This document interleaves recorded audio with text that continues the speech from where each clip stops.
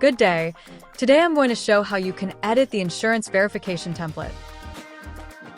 In order for us to edit the insurance verification template, we will need to get access to your PatientXpress dashboard by clicking the PX portal button on your PMS or through the link that was provided to you for your clinic. Once you logged in, you will then need to click on Configuration located on the upper right of your screen. Once you're on the configuration page, click on the drop-down Form Template Designer. Under it, you can find Verify Insurance Designer. Click on the icon on the right. From this page, you can now go ahead and make changes with the insurance template. You can add a qualifier, or you can add a category or proc code, just like shown above.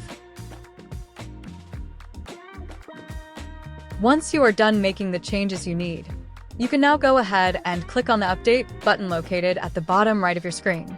This is to make sure you are able to save the changes you make. And that is it. That is how you can edit your insurance verification template. Thank you so much for watching. See you on the next video.